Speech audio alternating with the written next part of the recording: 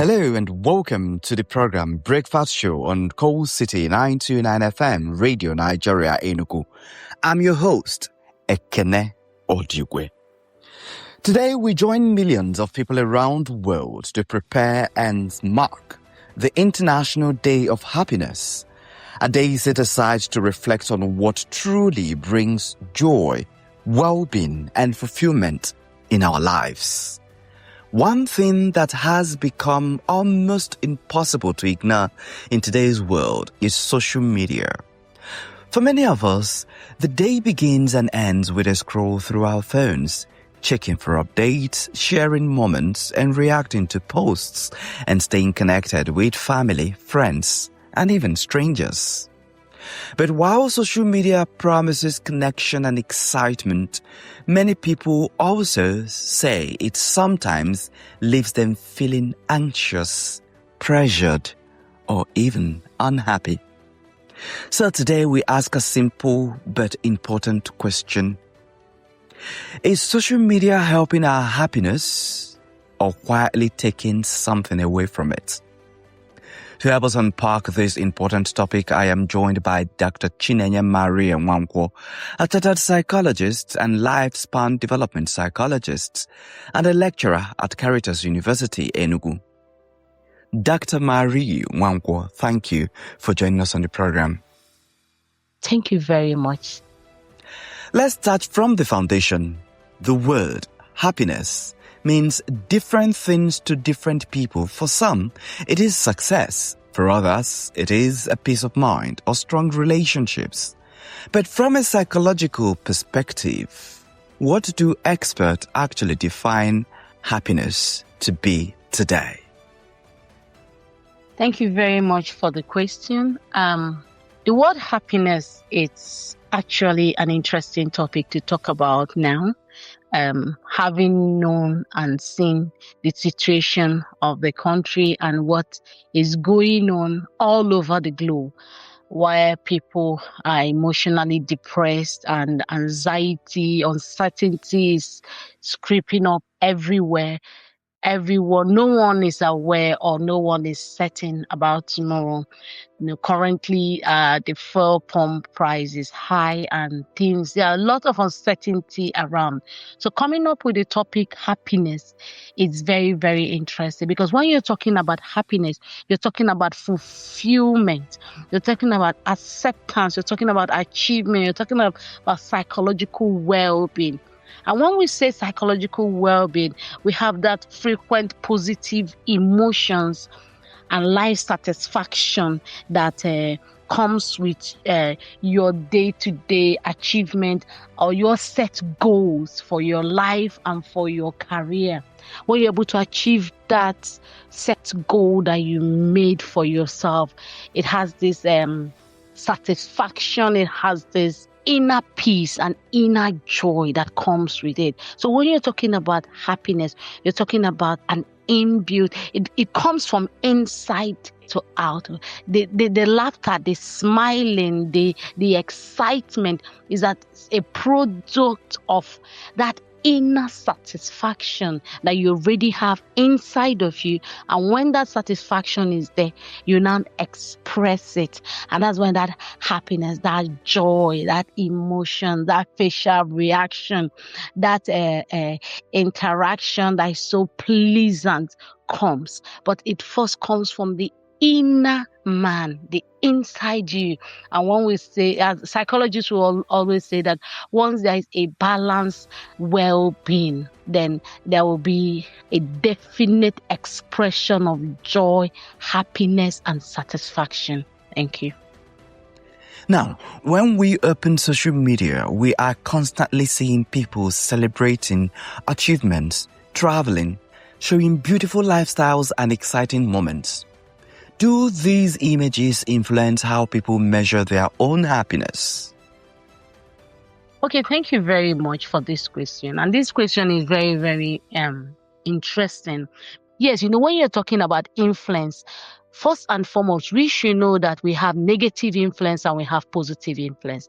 Yes, to some people, it can positively influence them by making them say, I need to do more. I need to get better. I need to improve. I need to study hard. I need to get to that place I want to be.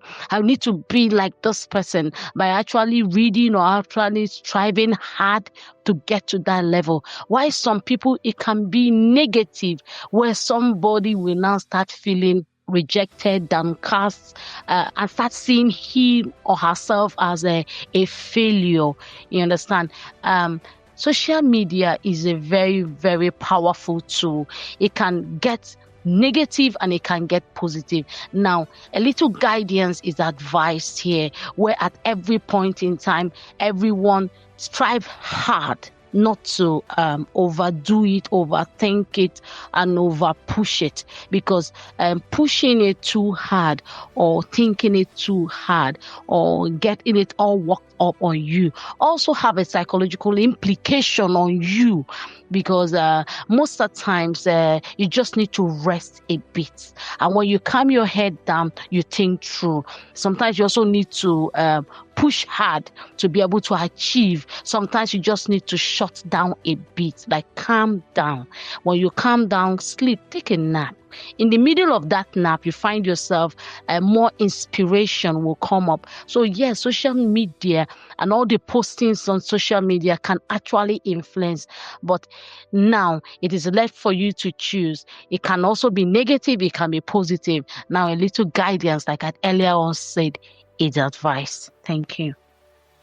Of course, social media is not entirely negative. Many people use it to learn, build business, find support, communities, and reconnect with friends. From your professional experience, what are some of the positive ways the social media can actually contribute to happiness? Yes, thank you very much for this question. Social media is not entirely negative. Many people use social media to learn, to build business, to build careers, to change stories and destinies. Social media has actually made a lot of people popular, made a lot of people known, made a lot of people influential. Social media is not actually negative, like the negative. No, it's the excessive use of it that can be toxic. But social media as a tool, it helps in creating joy, where you laugh around, you watch comic relief, you watch different skits, and you just see yourself laughing.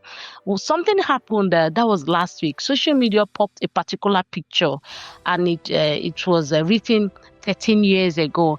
And honestly, that picture brought about a lot of joy in my house that day, because we started telling the story about the circumstance and the scenario in which the picture was taken. And you find out that social media has a way of popping up things, and you're like, okay, oh wow, this happened, this didn't happen, and so on. And a particular time, you just stumble into a particular quote or a particular thing, and honestly, reading that quote or that write-up helps you. It fixes whatever is the stress or distraction you're having that period. It fixes it, and you just see yourself inspired all over again to start afresh. So social media cannot be written off completely. No, it is also a tool for happiness, and if we harness it very well and not overuse it, overthink it, overdo it. By the way, excessive of when someone is involved in a particular thing to an extreme, there's always a repercussion to it. But we also hear a lot about issues like online pressure, cyberbullying, and even what some experts call digital fatigue. What are some of the psychological risks that come with spending too much time on social media? Thank you very much. When you're talking about psychological risk on spending time on social media, first and foremost, we need sleep. Spending too much time. Listen, social media has a way of taking away your attention the whole day. You can just be with your phone and say, okay, let me just check up something on my phone. And by the time you find that you have stayed there 3 hours, 4 hours, and you're wondering what's going on, fine. As you're seated there checking it out, and checking it up for 4 hours, 5 hours, just like that, you find out that a lot have gone by, a lot have passed. There are so many things that you would have achieved that you did not achieve that day, apart from the achievement aspect. Most of the times when we're about to sleep, time to sleep, nap time, by that time you're been exhausted, you're finished doing everything, you just want to rest. Your body is telling you, please shut down, sleep, sleep, sleep. And what happens? All of a sudden you say, let me just check out this in my phone. And you're pressing your phone 1 a.m., 2 a.m. Believe me, it is affecting your sleep time. And sleep time is so much valued in your mental health and mental well-being. If you skip sleeping and you skip all the other thing, but please make sure you don't skip your sleep, because your sleep have a way. This is when every organ of your body relaxes down, your brain calms down, everything, all your activities and everything you have done for the day, you need to rest. And by so doing, by the time you wake up the next morning, you wake up a brand new person, refreshed, ready to face the day, ready to tackle all the challenges that are coming forth for that day. So social media, yes, it can affect you. It can. So what are we going to do? Let us have time. You need to checkmate whatever you do on social media so that it does not affect you, in as much as it can give you joy, happiness, or whatnot. But remember, your mental health well-being matters a lot. Another interesting thing is how people sometimes attach their self-worth to the number of likes, comments, and followers they have on social media. What impact can that have on someone's mental and emotional well-being? Well, attaching self-worth to likes and comments on social media means that that individual needs actually a psychological help, because posting online, to me, most at times I see most of the things they do online as skits. So I am not an entertainer, so I don't play along. But if need be, probably birthdays or whatnot, birthdays, 1 or 2 ceremonies that you feel like posting online. Yes, it is okay, you can. But attaching your success or your achievement or your storyline to likes and comments means that you have a high level of low self-esteem, and you need to be treated about that. Because most times all these likes and comments, I see it as just maybe people having too much time or people, whatever.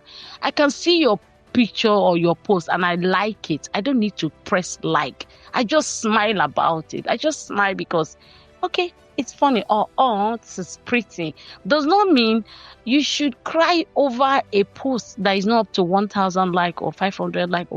Well, it happens to our teenage brothers and sisters, our younger ones. But I would like to plead, it shouldn't be a yardstick. It shouldn't. It is far from real, because likes, comments, or whatnot, it has nothing to do with who you are. I tell people, the clothes you wear does not really make you. It is you that makes the clothes. Like, if you attach that so much importance and value to yourself, you find out that that clothes you wear becomes classy because you wear them. So believe me, people's like should not actually contribute to you, but you should hold yourself on high esteem that whether they like it or not, I just posted it for fun. It is fun and it should not affect your psychic. And by the time you attach so much importance to likes and comments, believe me, and you don't get it after a particular posts, after some series of posts, you don't get that likes and comments, you begin to deteriorate. Your mental state, your emotional state, your happiness, everything continues to drop until you enter into anxiety, depression, and from then you are blanking out. You're going into withdrawal. So please, I would like to advise and to encourage our teenage ones.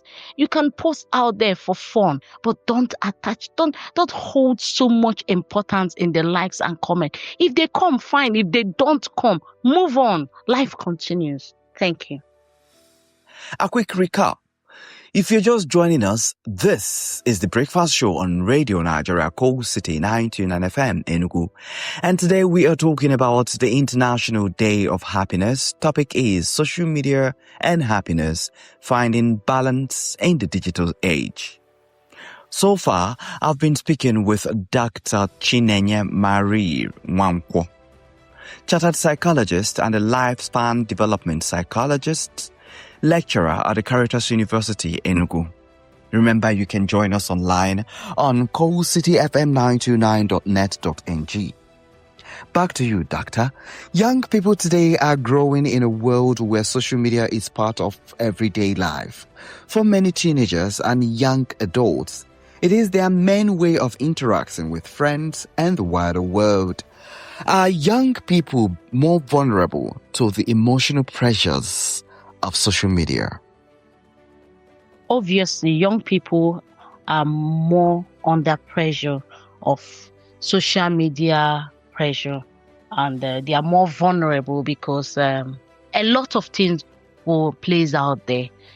Like the previous question you asked, based on likes and comments, these are pressures.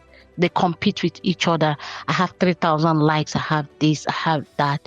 Okay, this person is fronting his phone. This person is fronting. You understand? So young people have this pressure. The pressure is much on them.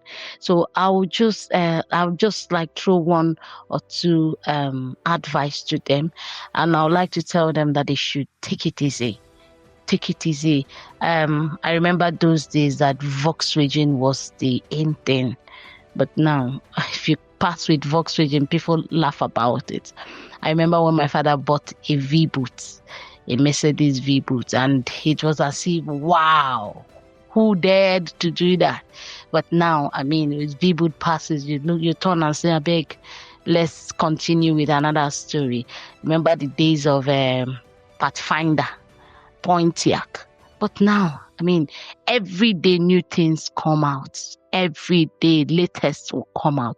So please, let us take it easy and avoid entering into depression, and also avoid entering into cyberbullying in order to attack or to ridicule or to body shame or whatever your peers in order to get famous or to get fame out there. We should take it easy and also understand that there is never a time good things will stop being in the market. Parents often worry about what their children are exposed to online. What warning signs might suggest that a young person is developing an unhealthy relationship with social media? And beyond the home, do schools and educators also have a role to play in guiding young people toward healthier digital habits? Well, when we talk about healthier digital habits, is a lot of package, because right now I don't know what to say. Schools have a lot to play. When you come back from work, you find out your 9-year-old child is telling you that the class teacher said we should do assignment with AI. Like how? And honestly, they say it with impunity. The era of reading, the era of studying, the era of novels are shading off. Children will say we have online novels. Let AI read it out for us. Then where is the habit and the habit of reading? Sitting down to read 3 hours, 4 hours, while we sit down to press phone for 10 hours. And another question I ask parents is, you buy phone and you give your 5-year-old child, 10-year-old child. I ask you, when you were 10, did anybody give you phone? Then even if it's a yes that they gave you, you were checkmate. You were under check. But now we throw phones to them so they don't disturb us. Believe me, school authorities are to be called to order. Parents are also to be called to order. Everybody, the environment, everything happening is tilting towards give the child a phone. Once a child is doing sneaking around trying to, gain attention, instead of the mother or the parents giving the child the attention, they just hand over phone. So this is a red flag, and that red flag is high. We should cut it down. The truth is that social media is now part of modern life. Most people cannot simply switch it off completely. So, perhaps the real question is not whether we should use social media, but how should we use it wisely? What practical steps can people take to maintain a healthy balance between social media and their emotional well-being? Thank you very much. When you talk about practical steps to cut down the habit of social media, gone are the days when they have timetables. Gone are the days when people write down their schedule. Gone are the days where people try to write down their activities for the day and try to follow those activities. Now, if you want to curtail social media, actually you are really interested in containing social media, then we have to go back to the drawing book where there are time for everything, where you have your timetable, where you have your guidelines, where you have your things, your itineraries, what you're supposed to do that day and how you intend to do it. And by the time you're able to jot down your activity for the day, you find out that you will be able to checkmate social media, because before you pick up your phone, you should be able to have covered a lot of things that you wrote down that day that you're supposed to do that day. But if not written down properly, you tend to wake up in the morning and you start asking, what am I supposed to do? Hey, what am I supposed to do? By so doing, you find out you're slacking back, and next thing you pick up your phone and you get carried away with the activities on the phone. And by so doing, you have ended up not doing anything. Invariably, you did nothing for the day.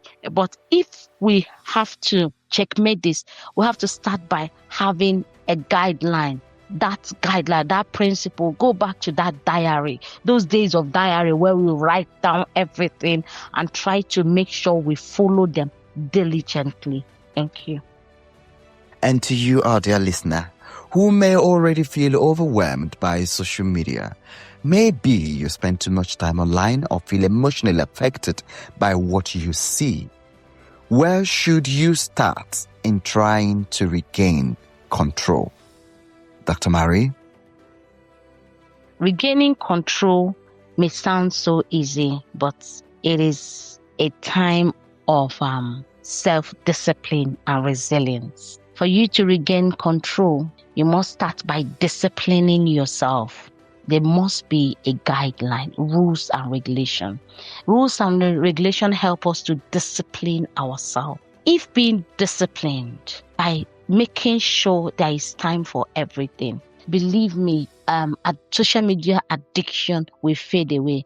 But instead of getting discipline out of social media, we try to comfort ourselves, comfort our laziness, our lousiness and nonchalant attitude. We try to comfort it with social media. No, that is not what it's supposed to be. It's supposed to be the other way around. When you tell yourself, all through today, I will not pick my phone. Like, go out of social media for one, just start with a day. Then progress to second day, progress to third day. By so doing, you find that you can actually do without social media.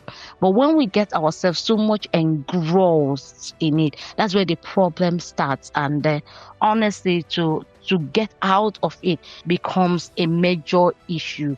Because for our listeners who may already have a lot of overwhelming social media experience, now that experience is already registered in your head. Now you need to It's like learning. You can learn and you can unlearn. Do you understand? As you try to learn something, the same process of trying to learn, you just use that same process. What happens there? Okay, I like this food. You keep coming for it. You keep going for it. Now, if you don't want the food or it's causing a harm, first and foremost, you need to talk to yourself. Now, start avoiding that route. The following that route to your house makes you to eat this particular meal all the time that is actually affecting you. Why not you change your route, change a lot of things? And it has to do with determination and resilience, because it's not as easy as it sounds. Most people need psychological help. Most people need to visit a psychologist around, that the psychologist will help them and also give them task-oriented schedule to do that will help them snap out of that actual addiction and actual involvement that can be emotionally traumatizing. As we mark the International Day of Happiness, it reminds us that happiness is not just about pleasure or entertainment. It often grows from meaningful relationships, self-acceptance, and a sense of purpose. Dr. Marire-Nwankwo, what final message would you leave with our listener about finding genuine happiness in a world that is increasingly shaped by social media? Honestly, thank you very, very much. As we mark the International Day of Happiness, I would like to tell our audience that first and foremost, you need to have your inner peace. Fix all those things that you know are not moving well. Fix it. Someone will say, how will I fix it? You can fix it by starting with being aware that there is a problem. You must accept that there is a problem. First step is acceptance. Be aware, accept it. Then when you accept it, you now walk towards eliminating it. And by the time you eliminate it, it may be tough. You need resilience, you need determination, and you need push. Keep pushing, because by the time you find that inner peace, believe me, happiness just comes from that satisfaction of achievement, satisfaction of meeting up set goals, satisfaction of actually getting it right.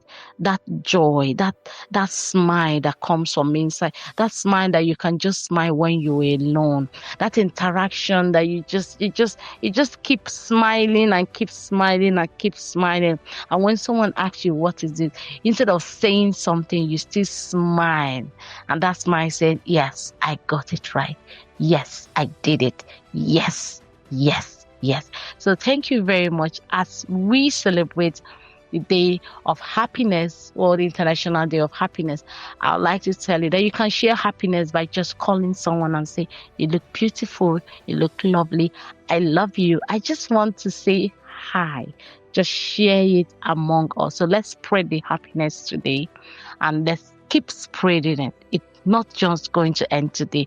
We're going to spread that happiness, because once you reach out to one person and that person reach out to another person, it spreads around. And any joy that you spread out has a way of coming back to you. Thank you very much. Thank you very much. Thank you very much, Dr. Chinenye Marire-Nwankwo, chartered psychologist and lifespan development psychologist, and a lecturer at the Caritas University, Enugu, for sharing your thoughts with us today. And to you, our listener, as we reflect on the International Day of Happiness, perhaps this message is simple. Use social media to connect and inspire, but never allow it to define your worth of happiness. Thank you for listening, and have a wonderful day. The producer has been Jude Obu. Supervisor is General Manager Coal City 99 FM, Kate Nebo. Executive producer is the Zonal Director, FRCN Enugu Zonal Station, Dr. Ike Chukwueze. My name is Ekene Odigwe, and this has been your breakfast show on Coal City 99 FM, Radio Nigeria, Enugu. Good morning.